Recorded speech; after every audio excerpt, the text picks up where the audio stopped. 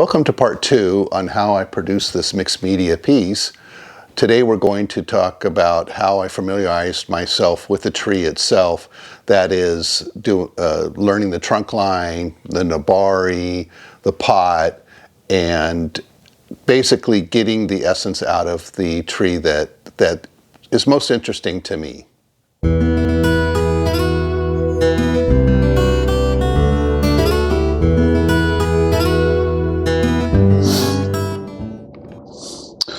Okay, so since I did the layout now I want to familiarize myself with the tree. It's got some really nice things about this tree, but there's some things that I want to downplay and some things I want to accent. It's a little short and long for the motif, as we showed when we were laying it out. It needs to be a little taller, a little squattier, but that's about it as far as I know when it comes to the actual piece of artwork. But right now I just want to familiarize myself with the tree itself. So let's just start with some very basic sketching.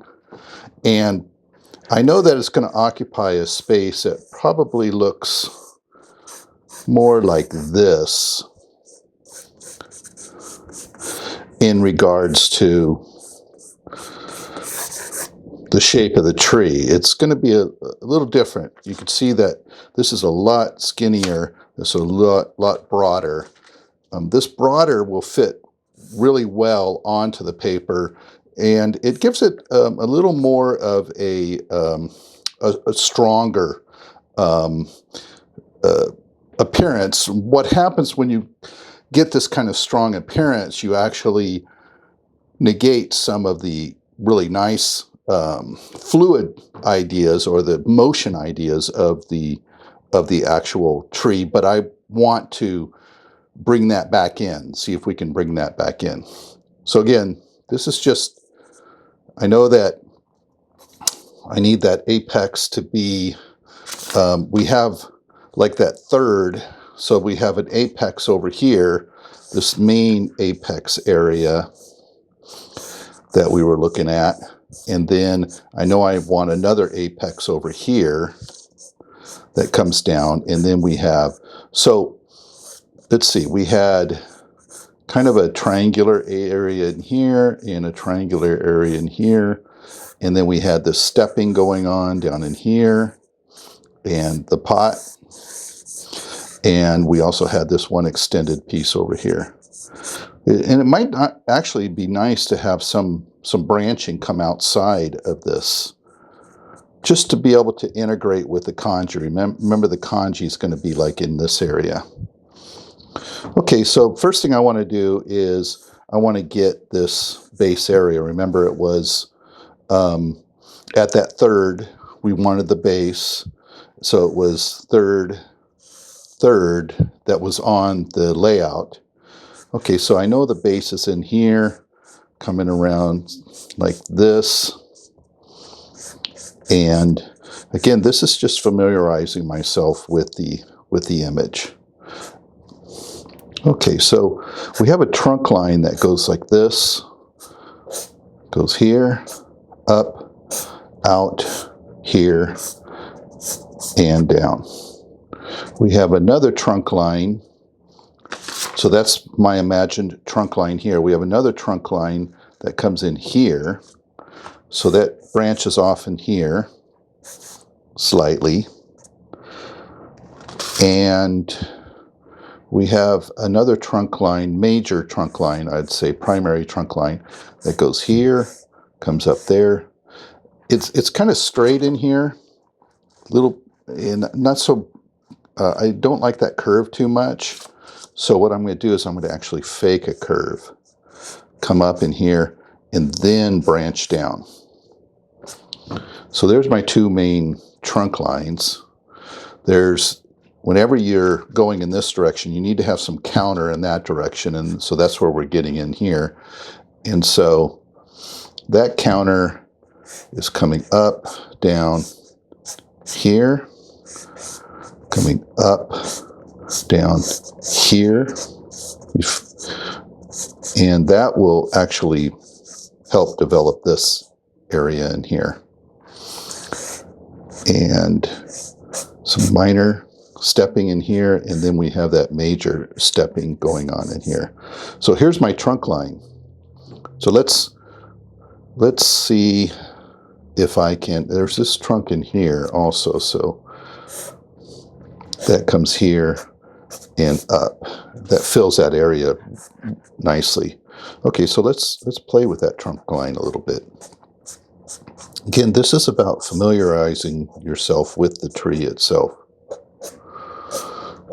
What that trunk line might look like if all the leaves were gone. And I like this straight, using straight lines. But I'm slightly creating taper as I get down to the base. So straight, comes back. Notice the taper line gets smaller, and then I start to get the taper bigger as it feeds into the soil. And this is actually supposed to be a root over rock. It looks to me more like a raft style. A raft style is when a tree falls, it can continue growing and actually grow some roots on the trunk itself and produce a series of trees. Not sure I like this right in here. It kind of stops the eye a little bit. Okay, so that's the trunk line. I think this trunk line needs to be much bigger. Give it some strength here. So this would be kind of the first initial trunk line. You can see that. Okay. Drawing is not like writing that we did in school. You actually want to create a chisel, and when you're drawing, you're actually using your arm much more, as opposed to using your wrist like this when you're writing. All right, let's get some secondary branching in here. We got the primary branching. Let's get some secondary branching. Something like that. This is coming back. We're not going to see this really, but I know it's there. So again, like I said, we're just exploring the tree itself. And this is how I learned how to do bonsai in the beginning, is I did a lot of drawing of bonsai trees. I'd go to shows, and I still do that when I go to shows. A lot of times I'll sell my artwork, my tree work at bonsai shows, but I'll spend some time looking and doing sketches of the trees that are there. It's really a wonderful art. And it says it's a root over rock. So let's try to see if we can accent that and get kind of a rock here. More rocky type of base, where the Nabari is the roots going into the soil, where I can get that to really accent itself. And I love this waviness of this edge. That waviness echoes the waviness that's in here. So a lot of times when you're potting a bonsai tree, you want the pot to accent the tree. You don't want the tree to accent the pot. So this is just modest enough to do that job. And so I want to get that waviness up, down, around, up, down. This may not look anything like what I would actually end up with, but again, it's helping me explore the tree so that when I do draw it, or I work on it actually, it's got this ridge on there. See there? And then the rest is moss. Moss in here. Okay, so here's that to that. You see? You see how this is being inspired by that, but this is not that. So, okay, now we work with the foliage. Foliage is kind of here, kind of comes up. I'm just doing the outline of the foliage, how I want the foliage to look. And I'm using this as to help me.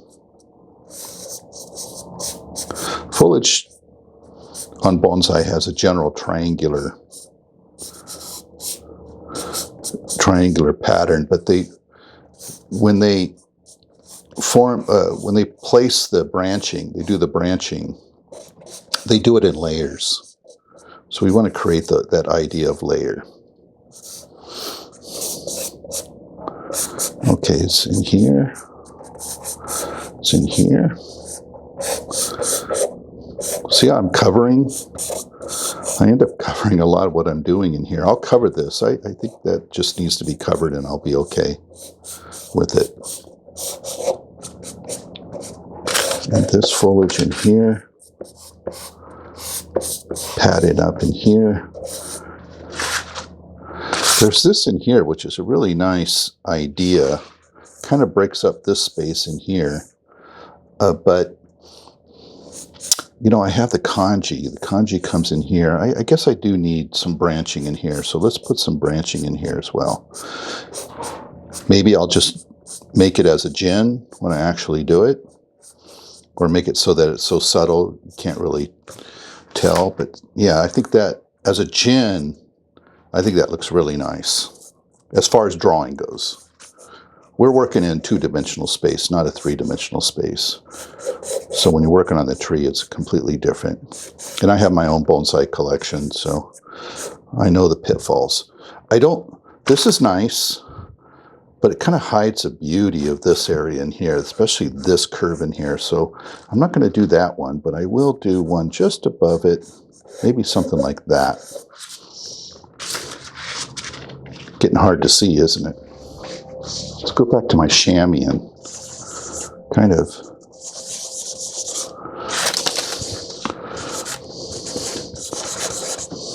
explore those pads.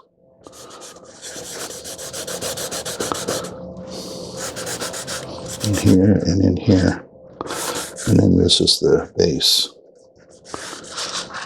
Did you see that?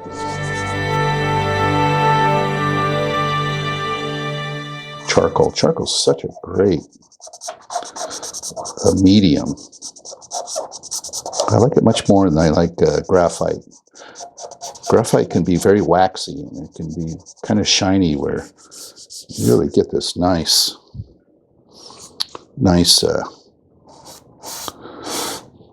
gradations of black. Okay, and it kind of comes like that.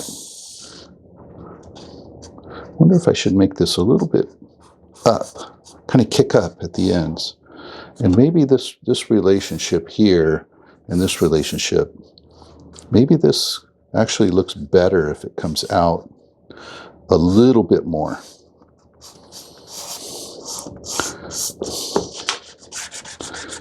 It's fun to kind of figure that out. And again, I'm going to have a shadow under this.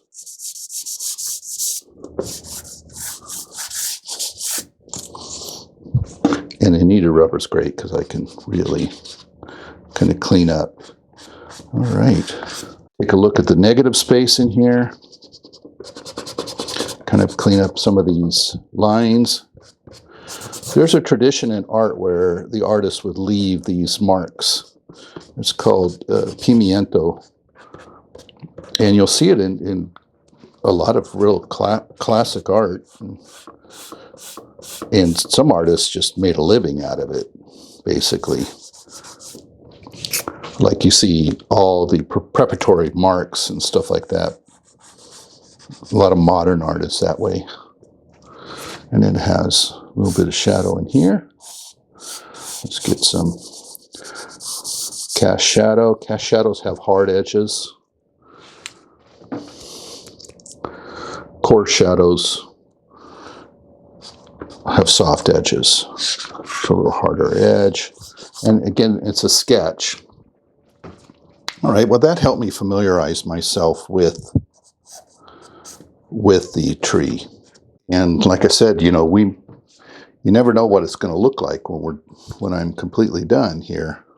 But at least I kind of get the idea of what I want. In this picture, I really like the boldness of it, but I think a little bit more elongation and a little bit like this should be the high point, and this should come down here.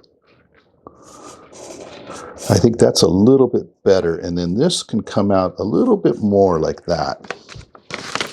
And I think that gives me the overall motion of the tree.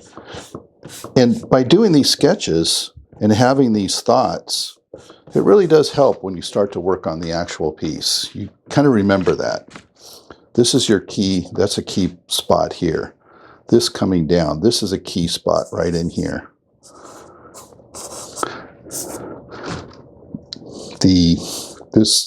This trunk line, where this trunk line goes versus this line here when we're working on the placement. So this is the detail of the tree itself. This is the sketch I did on the placement. And those two things are really going to help me when I get into the next stage of this developing of this bonsai mixed media piece of artwork. I hope you enjoyed that. The next video will be on how I frame the work, the size that I want the work to be, and how I produce the work in pastel in order to transfer it to the paper. If you like this video, please subscribe. You can also go to my Patreon page and support me from there, and I often post on my Instagram page. Thank you.